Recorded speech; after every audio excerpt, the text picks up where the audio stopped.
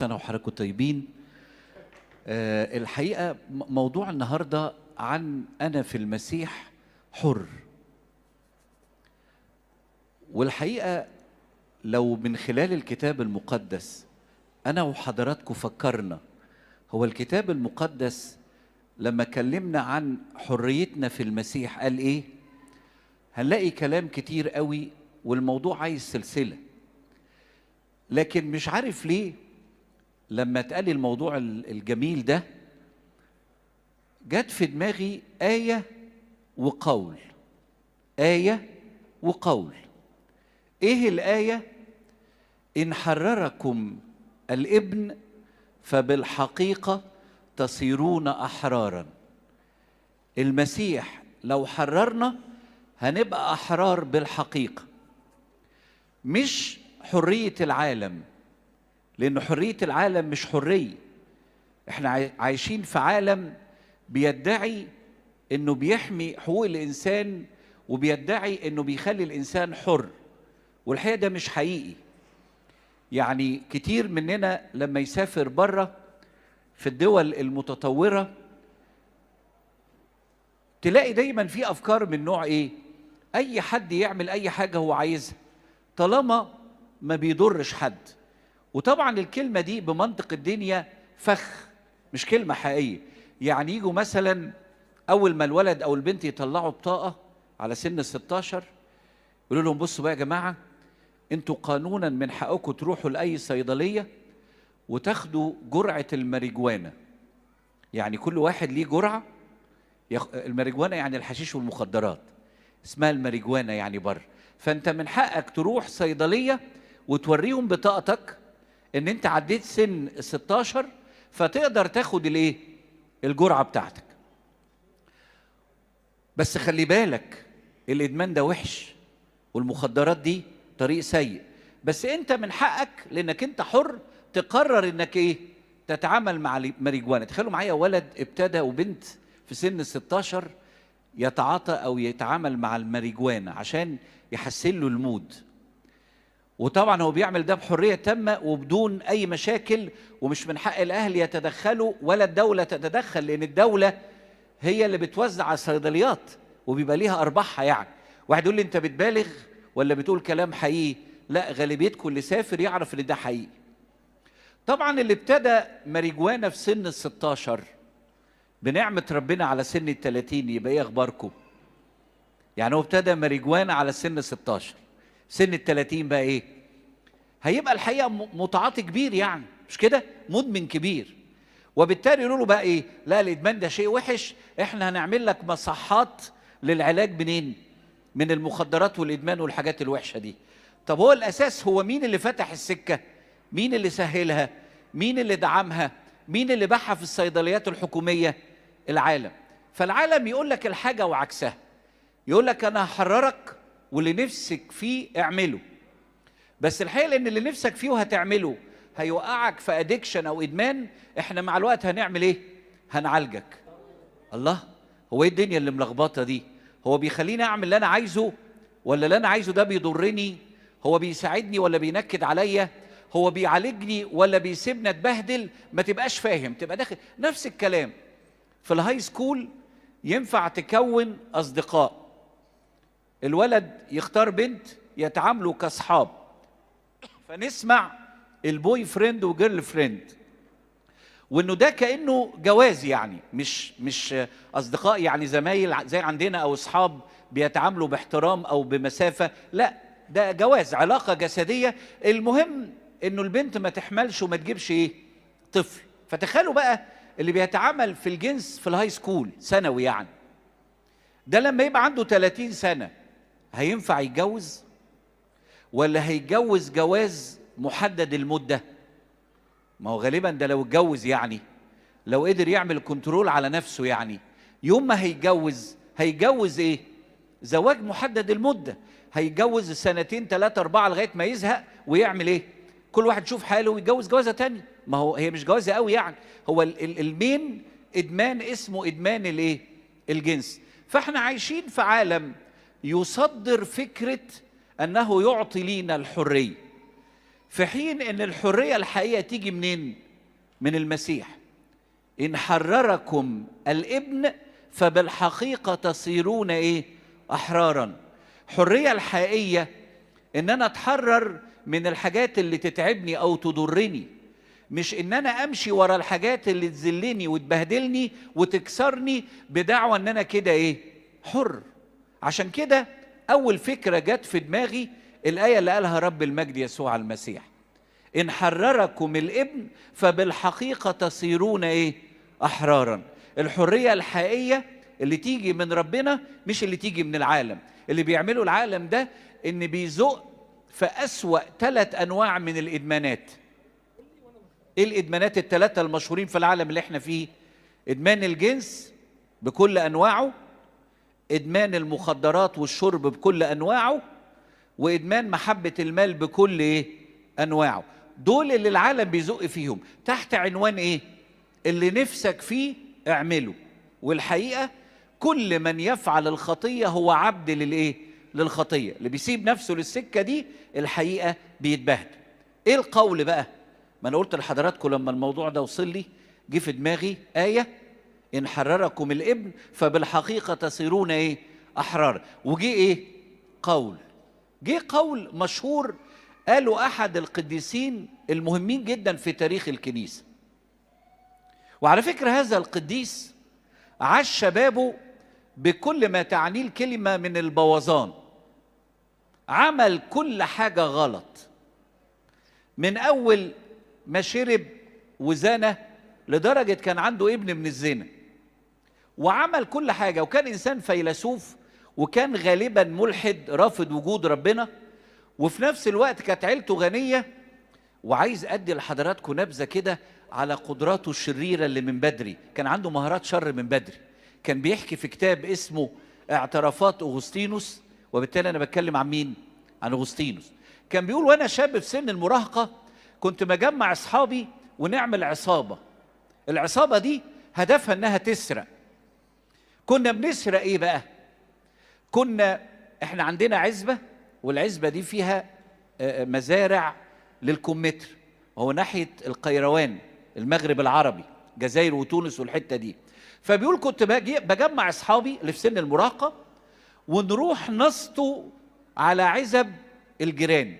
احنا عندنا عزبة، فمش هنسرق من عزبتنا، هنسرق منين؟ من عزبة الجيران.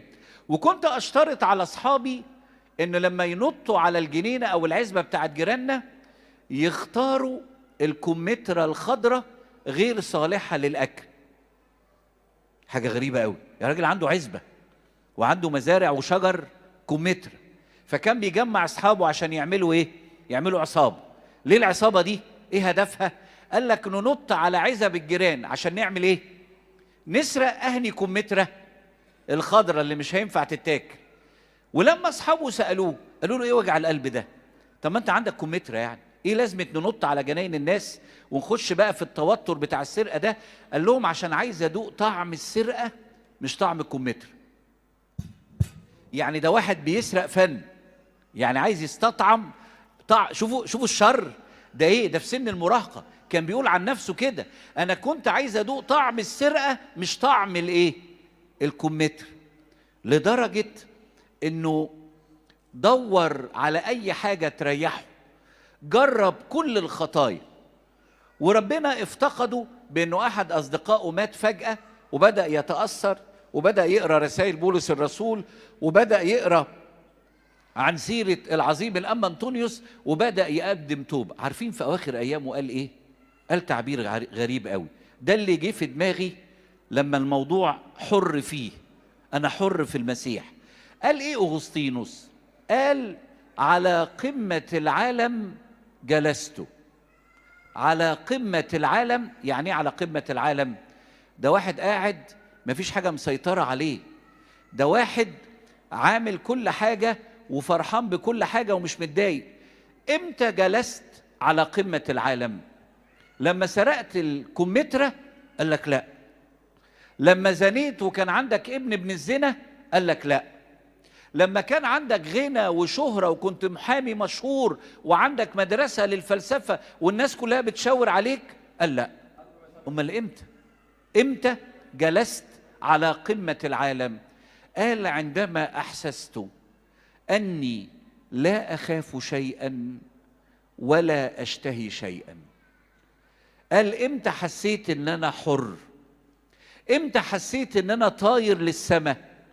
امتى حسيت ان انا فعلا فرحان وانسان محدش قادر يسيطر عليه؟ لما جاله الاحساسين دول. اولا لا بخاف من حاجة ولا بشتهي حاجة. لا حد مقلقني وحد مخوفني وحد بيخليني طول الليل مش عارف انام من الاخبار، ولا في نفس الوقت في خطية زلاني وكسراني وسد نفسي. بصوا، الحرية من حاجات كتير، لكن أنا هاخد الحرية من النقطتين دول. لا أخاف شيئا ولا أشتهي شيئا. هو ده موضوعنا النهاردة. أنا حر في المسيح، لأن الإنسان اللي مع المسيح بجد لا بيخاف من حد، لأن الرب راعية فلا يعوزني شيء، ولا بيشتهي خطية، لأن الخطية كل من يفعل الخطية هو عبد الخطية. خلي بال حضراتكم، حريتنا في المسيح مرتبطة بانتصارنا على الخوف وانتصارنا على على الخطية والشهوة. عشان كده تعالوا نتكلم على النقطتين دول. على فكرة في حريات كتيرة في المسيح. يعني مثلا في حرية انك ما تبقاش محتاج من الناس يقعدوا يطبطبوا عليك طول الوقت ويفخموا فيك طول الوقت ويبينوا قيمتك طول الوقت، لانك في المسيح انت لك قيمة. في المسيح يقول المسيح للنفس البشرية: كلك جميل يا حبيبتي، كلك جميل لا عيب فيك. طبعا الست تتمنى ان جوزها يغلط في يوم من الايام ويقول لك كلك بس، مش كلك جميل يا حبيبتي، كلك جميل لا عيب فيك، ونقعد مستنين السنين لغايه ما في يوم من الايام يغلط يقول لك انت النهارده جميله ليه؟ غلطه مش هيكررها. انما المسيح بادي معانا بايه؟ كلك جميل يا حبيبتي، كلك جميل لا عيب فيك.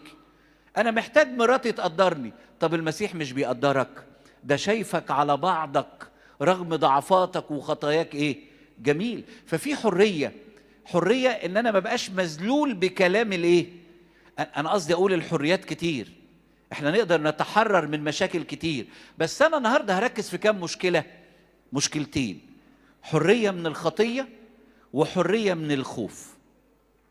وطبعا على حسب مناظر حضراتكم يا كمل يا ما كملش، يعني عشان ابقى واضح، لان انا بادي بدايه مش مشجعه تماما. انا شايف الناس نايمه، وشايف الناس شايفه رؤى، وشايف الناس بتفكر في مواضيع بره موضوعنا. فاللي شايف رؤى اعمل معروف انزل على الارض وركز معايا. احنا موضوعنا انا حر في المسيح. الحر ده يعني ايه؟ يعني قلنا آية وقلنا قول. الآية: إن حرركم الابن فبالحقيقة تصيرون أحرارا. والقول: على قمة العالم جلست عندما أحسست أني لا أشتهي شيء ولا أخاف من شيء. موضوعنا ده النهارده ازاي الخطية ما تسيطرش عليا، ازاي ما بقاش مذلول بالسجاير، ازاي ما بقاش مذلول بالشرب، ازاي وانا عندي ما يقرب من حاجة و80 سنة ما بقاش لسه بروح لأب اعترافي وأقول له: أبونا حللني، لسه عينيا لغاية دلوقتي مع السن ده كله بتتعبني. طبعا لما ابقى انا حاجة و80 سنة ورايح لأب اعترافي بقول له حللني، عينيا بتوجعني، اكيد ابونا اللي هيجي في دماغه يا ميه بيضه يا ميه زرقاء.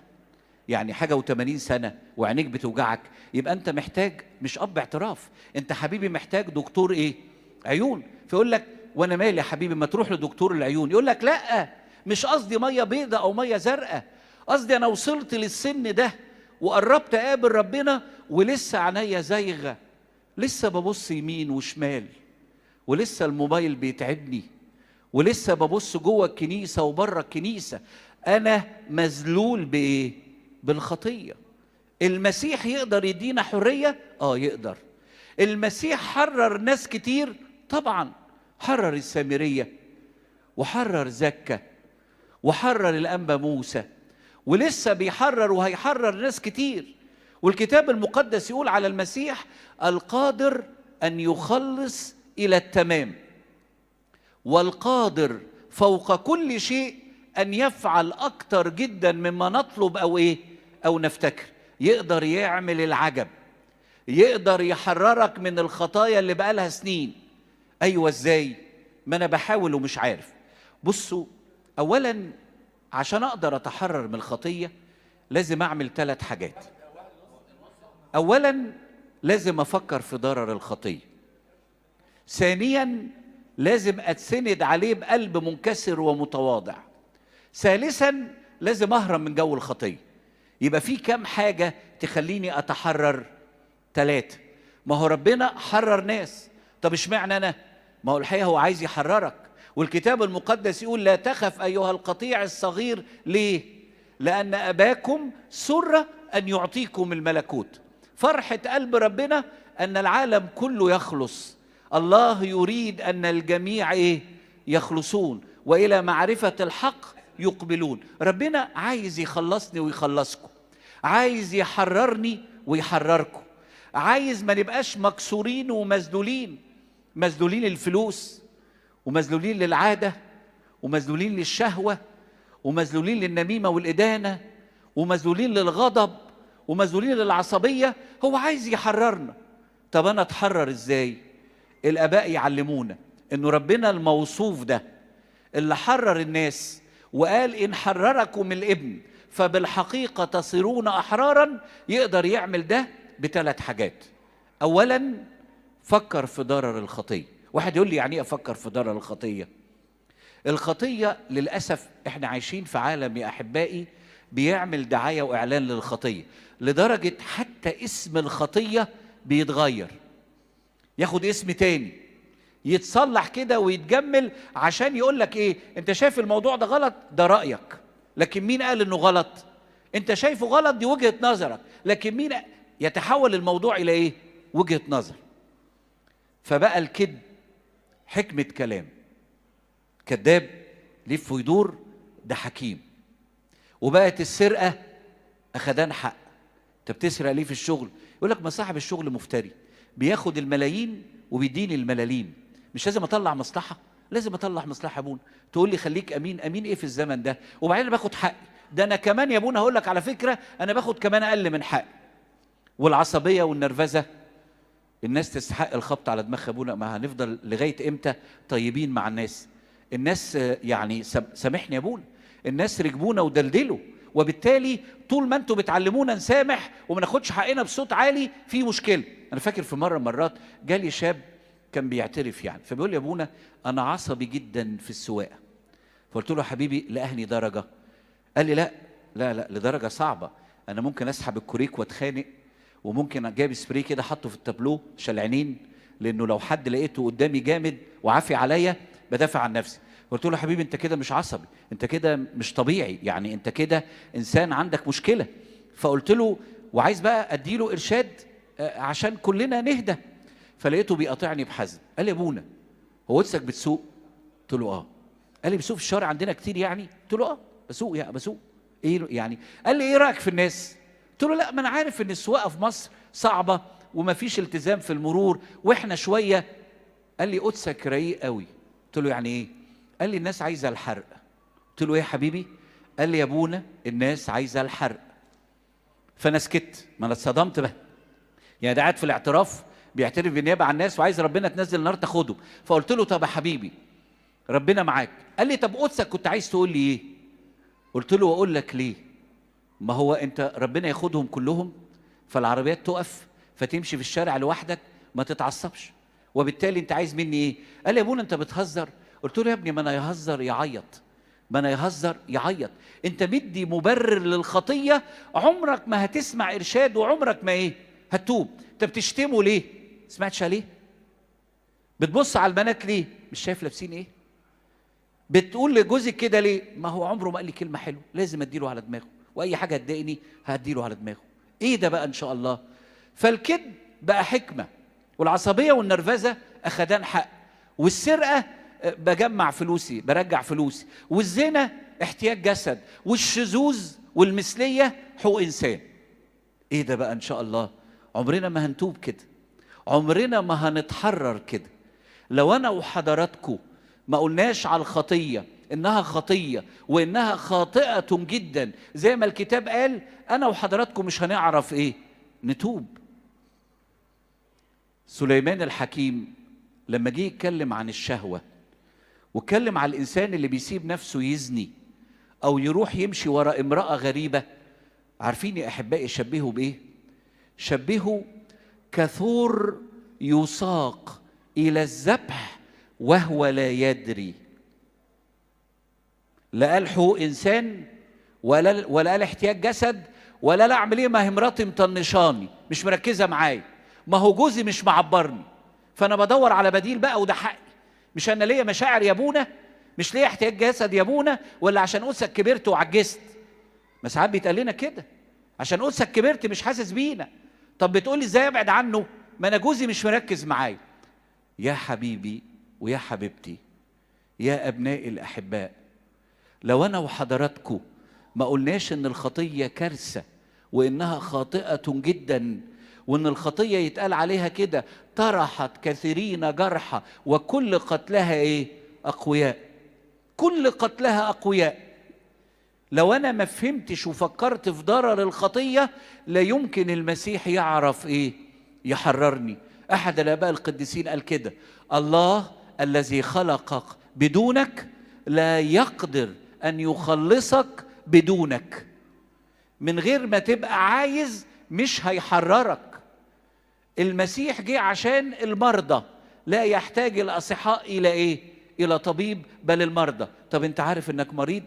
ولا دايما عندك عذر؟ بتعصب عشان اللي قدامي، بشتم عشان اللي قدامي، بزني عشان اللي قدامي، شذوذ عشان اللي قدامي. لا، مش هتتحرر. هتفضل في المسيح ما انتش محرر وتفضل تشتكي، وليه يا رب ما حررتنيش؟ والمشكلة في الأساس إن أنا مش مقتنع إن في مشكلة. المصيبة في الأساس إن أنا مش شايف إن في إيه؟ مصيبة. نقطة نمرة 2 عشان نتحرر. يبقى نقطة نمرة 1 عشان نتحرر من الخطية لازم نفهم ان الخطية خاطئة ايه؟ جدا، وانها طرحت كثيرين جرحى وكل قتلها ايه؟ اقوياء. ملهاش كبير. واوعى تراهن على الوقت، لان الكتاب يقول مفتدين الوقت لان الايام شرير. واوعى تراهن على قدراتك، احنا اغلب من الغلب، والجميع زاغوا وفسدوا، ليس من يعمل صلاحا ليس ايه؟ ولا واحد. نقطة نمرة 2، مفيش تحرير من الخطية، مفيش جلوس على قمة العالم بدون عمل نعمة المسيح. مش هتقدر تتغير غير لما تصلي قدام ربنا وبمطنيات وتروح تقول له: يا رب انت قلت كده، القلب المنكسر والمتواضع ايه؟ لا يرزله الله. اعمل معروف يا رب، الحقني، الوقت بيعدي والعمر بيروح وعمال اكبر ومفروض اعقل وهدي الدنيا وانا بيضحك عليا. ده انا ممكن كمان اكون خادم او خادمه في الكنيسه، ده انا ممكن كمان ربنا يحميني اكون كاهن وبوعظ الناس عن التوبه وانا مش عارف ومش مركز ومش واخد بالي. فاكر في مره من المرات قابلت شخص انا ما اعرفوش، وبعدين الشخص ده لقيت مربي دقنه مكتئب، فبقول له: مالك يا حبيبي؟ قال لي: صلي لي يا ابونا، لسه مراتي منتقله من 3 ايام. فقلت له: حبيبي ربنا يعزيك ويسندك وربنا يرحمها وينيح نفسها. قال لي: يعزيني ينيح نفسها لا. قلت له: نعم. قال لي: يعزيني ينيح نفسها لا. قلت له: ليه يا بابا كده؟ دي مراتك، انت متأكد؟ قال لي: قلت له: ليه بتقول كده؟ قال لي: لان بعد ما ماتت ببص على الموبايل بتاعها لقيتها عامله علاقه مع حد وسايبه نفسها وبتقع في خطايا بقالها سنين. الحقيقه لما سمعت الكلام ده انا من جوايا قلت ايه؟ اوعى يا رب، اعمل معروف يا رب.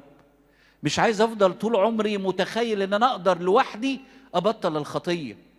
انا عايزك يا رب تلحقني، اعمل معايا اي حاجه، المهم ان انا لازم ايه؟ اتوب. عشان كده احبائي احنا محتاجين نصلي للموضوع ونقول: يا رب في خطايا على فكره يا رب احنا بنحبها، نحن نقر امامك انه يا سلام على قعدات النميمه دي، ده الواحد بيتسلى افضل من 100 كيلو لب يعني.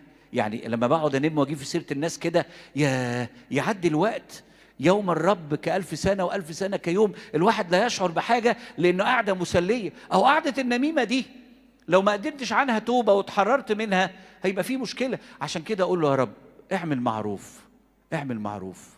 أنت قلت كده بدوني لا تقدروا أن تفعلوا شيء. وبولس الرسول قال كده أستطيع كل شيء في مين؟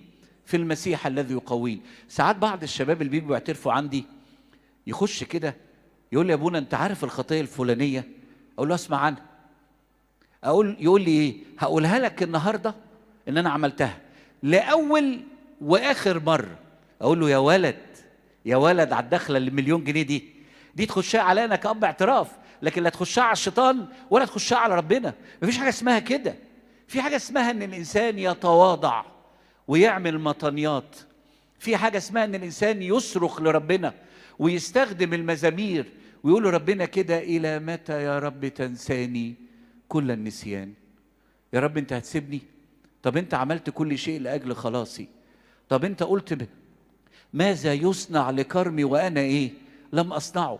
انت يا رب عملت كل حاجه عشان اخش السماء، هتسيبني؟ السكينه سرقاني والوقت سرقني ومحبه الخطيه سرقاني.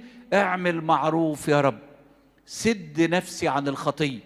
صلي واقرا كتابك المقدس وقول له تكلم يا رب فإن عبدك سامع، واحضر القداس وخلي شعارك لا تشمتي بي يا عدوتي لأنه إن سقطت إيه أقوم.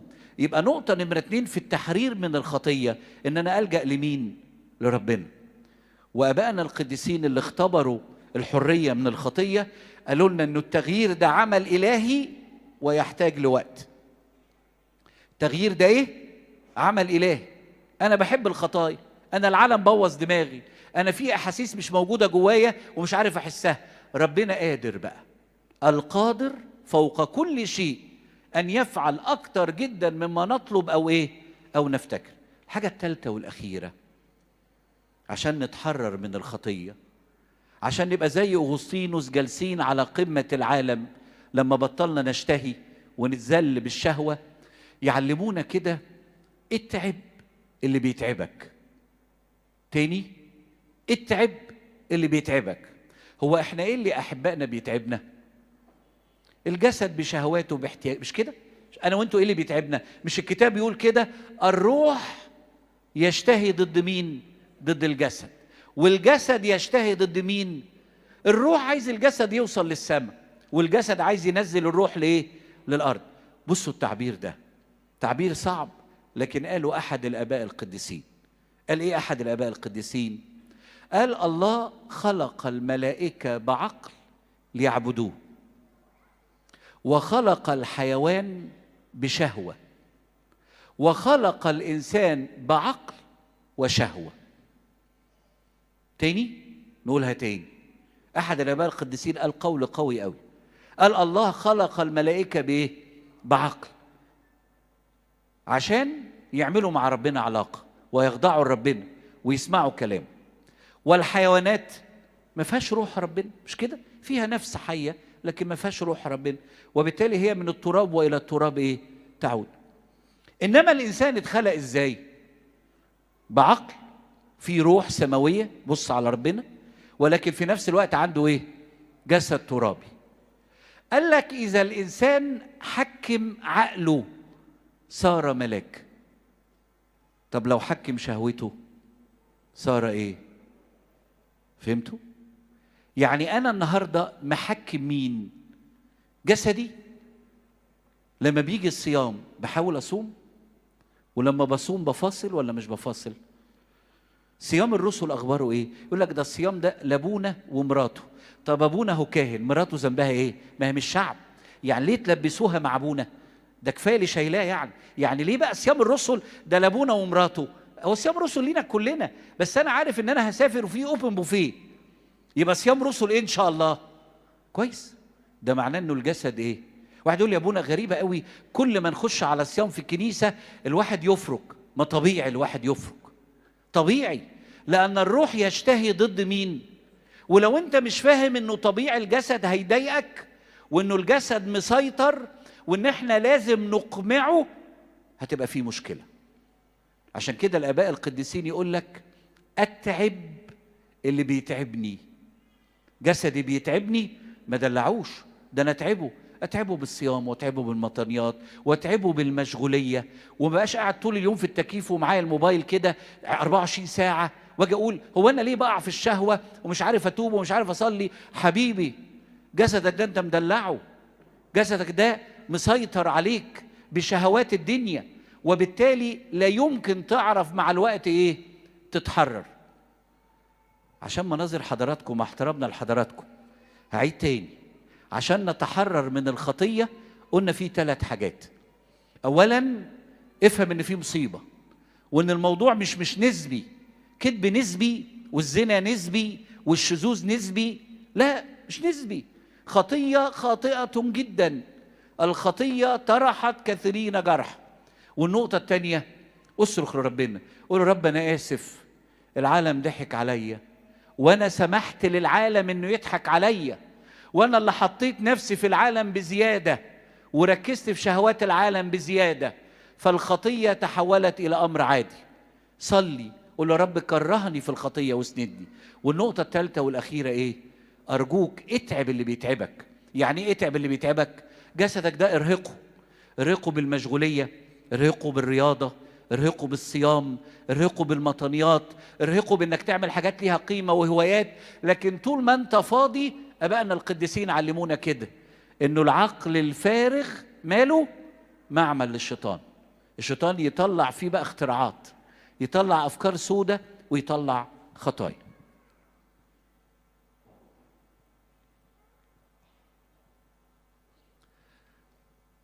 نتحرر من النقطة الثانية، وهي الحرية من ايه بقى؟ احنا قلنا اول حاجة الحرية منين؟ من الخطية. الحرية الثانية منين؟ على قمة العالم جلست عندما احسست اني لا ايه؟ لا اشتهي شيئا، دي الخطية، ولا ايه؟ اخاف.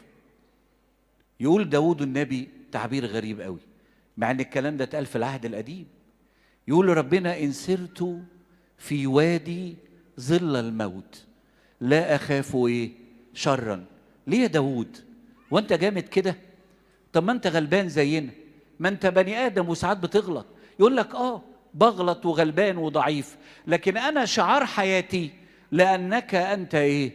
انت معي، انت يا رب معاي.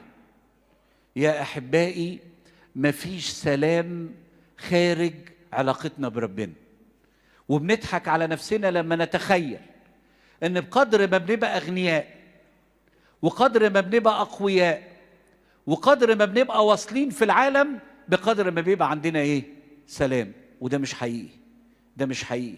بالعكس، ده كل ما الانسان يعلى في العالم، كل ما يتوتر، كل ما يقلق، كل ما يخاف، كل ما الدنيا تاخده، كل ما يتابع البورصة. انا عندي ناس ما بتنامش بسبب متابعته اليومية الصباحية والمسائية لايه؟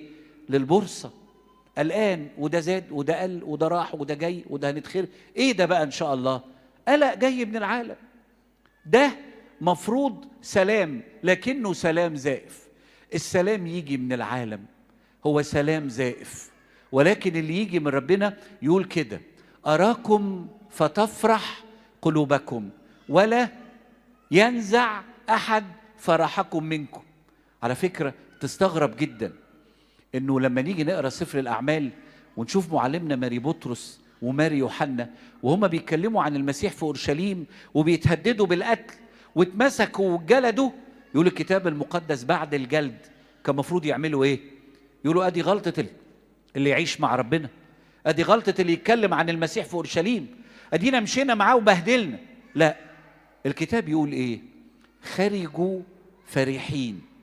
ليه خرجوا فرحين؟ لأن هو شاف نفسه غير يعني مستأهل أن يهان من أجل اسمه. يعني كون أنه اتجلد عشان خاطر المسيح دي بركة كبيرة. مش المسيح قال كده؟ طوبى لكم إذا طردوكم. إيه الفكرة دي؟ أنت إزاي جبت الفكرة دي يا معلمنا ماري بطرس؟ تاخد علقة وتتضرب وأنت ما عملتش حاجة غير أنك اتكلمت على المسيح، وفي الآخر عندك السلام ده. هو إيه الإحساس ده؟ على قمة العالم جلسته. عشان كده نعمل إيه عشان ناخد السلام وناخد التحرر من القلق الذي في المسيح؟ احنا قلنا اولا ازاي نتخلص من الخطيه، دلوقتي ازاي نتخلص منين؟ من القلق. طب هل القلق موجود ولا مش موجود؟ الخير كتير. يحكي لنا مره احد المهندسين، الله ينيح نفسه، راح السماء يعني، كان من المهندسين الكبار اللي عندنا في الكنيسه، اللي بيعملوا كومباوندات كبيره وقصور، يعني مش فيلا عاديه او شقق بتاعت الغلابه اللي زينا، لا هو بيعمل قصور. فبيقول ايام ما قامت ثوره يناير كل الناس كانت قلقانه ومحدش كان عايز يدفع الاقساط اللي عليه. ففي يوم من الايام جات لي واحده من اللي شاريه قصر من الاصول اللي عندي وادتني قسطين مقدم والقسط بتاع الشهر. فانا بيني وبينكم يا ابونا بيحكي يعني استغربت قوي، قلت لها يا بابا انت هتدفعي قسطين مقدم؟ ده اصلا الناس ما بيدفعوش اقساط بقالهم 3 4 اشهر، انت ازاي؟ معلش ممكن اسالك سؤال بايخ؟ وحضرتك بتشتغلي ايه؟ قالت له انا دكتوره نفسيه ونشكر ربنا الخير كتير. يعني ايه؟ يعني ايه تفهم ايه لما نشكر ربنا الخير كتير؟ يعني الناس الاكتئاب والقلق والتوتر، فمصايب قوم عند قوم ايه؟ الناس بتتوتر وتقلق وربنا يوسع على الدكاتره النفسيين. انا مش قصدي حاجه، انا بدي مثل لقصه حقيقيه. وبالتالي ده معناه ايه؟ رغم ان الناس دول اغنياء لكن قلقانين وخايفين ومضطربين. عشان كده احبائي احنا عايزين نتحرر من القلق. نتحرر ازاي؟ 3 حاجات برضو. نتحرر من الخطيه 3 حاجات: خطوره الخطيه، الحقني يا رب، وفي نفس الوقت اتعب اللي بيتعبني. طب نتحرر ازاي من القلق؟ 3 حاجات. اولا حول قلقك الى صلاه. حول قلقك الى ايه؟ صلاه. ما تديش وتاخد مع افكار القلق، لانك لو سبت دماغك لافكار القلق انت ممكن تضر نفسك وما تعرفش تاخد قرارات مظبوطه. مزامير يا جماعه بتاعه المعونه اللي موجوده في صلاه الغروب، رفعت عيني الى ايه؟ الجبال. هي دي مكتوبه لمين؟ لينا حضراتكم. عشان كده في صلاه القسمه بتاعه يا جراح المسيح اجرحيني بحربه الحب الالهي، يقول كده اللي الف القسمه دي بالروح القدس، قال كده: وعندما يهيج عليك العدو اولا احتمي في جنبه. يعني يوم ما الشيطان يقلقنا بافكار سودة واخبار سودة ومشاكل صعبه، اول حاجه نعملها ايه؟ اجري عليه. تعالوا الي يا جميع المتعبين والثقيل الاحمال وانا ايه؟ واحد يقول لي يعني يا ابونا ما ناخدش خطوات عمليه؟ انا بقول لك دي اول نقطه حبيبي. اول نقطه تعمل ايه؟ تجري على ربنا. تجري على ربنا عشان شويه تعرف تهدى والقلق يهدى. الحاجه الثانيه، اسال نفسك سؤال: ايه اللي في ايدك واعمله؟ ماشي؟ ايه اللي في ايدك؟ انا في التوبه قلقان من الخطيه، ايه اللي في ايدي؟ بقدم توبه. انا قلقان في الامتحان، ايه اللي في ايدي؟ اذاكر. انا قلقان في الشغل، ايه اللي في ايدي؟ التزم. انا قلقان مش عارف ايه اللي في ايدي؟ اخد كورس. ده اللي في ايدي. يا احبائي احنا كتير من الاوقات بنفكر في اللي في ايدينا واللي بره ايدينا. عشان كده طبعا ما بنعملش اللي بره ايدينا، واللي جوه ايدينا ما بنعرفش نركز فيه ولا نعمله صح. ففي الاخر لا بنعمل اللي بره ايدينا ولا بنعمل اللي ايه؟ اللي في ايدينا. لا، الكتاب المقدس يقول يستثمن الرب محرقاتك. اعمل اللي تقدر عليه وربنا قادر يستثمن. يعني ايه يستثمن؟ يزود، يضرب في 10 و20. بركة الرب التي تغني ولا يزيد معها ايه؟ تعب. يبقى اول حاجة اجري على ربنا بمزامير وصلاة. عشان تقدر تهدى في موضوع القلق اجري عليه بمزامير وصلاة.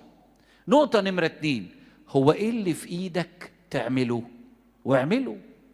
انا حاسس ان قلبي بينغز، بقى افكر كده واعيش في وسوسه ان انا عندي ضربات قلب، ويطلع في الاخر عندك العضلات بتاعت من التكييف فيها مشكله، وعيش بقى سنين طويله ازمنه سالمه هادئه مديده في ان حضرتك عندك شريان التاجي وهتموت قريب ان شاء الله، وتفضل بقى مكتئب وقلقان 30 سنه قدام. ما تروح يا عم للدكتور، ما تروح يا سيدي تعمل رسم قلب، ما تخلصنا. هتروح هناك هتلاقي الموضوع بسيط ان شاء الله بنعمه ربنا. يبقى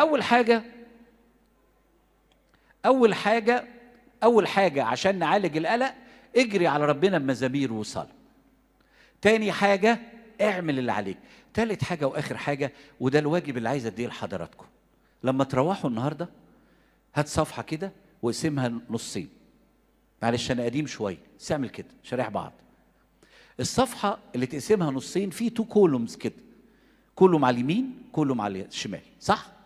اكتب على اليمين الحاجات الحلوه اللي ربنا عملها لك في حياتك، اكتبها باللون الازرق. بعدين بس خلي بالك يا ابونا، في 3 4 حاجات طلبتهم من ربنا من 20 سنه ما عملهمش، وعلى فكره انا شايل قوي. طب يا حبيبي اللي شايل قوي اكتبهم برضو في نفس الناحيه بس باللون الاحمر. يبقى حضرتك عملت ايه؟ كتبت عمل ربنا، وفي نفس الوقت الحاجات اللي ضايقتك من ربنا كتبتها ايه؟ باللون الاحمر.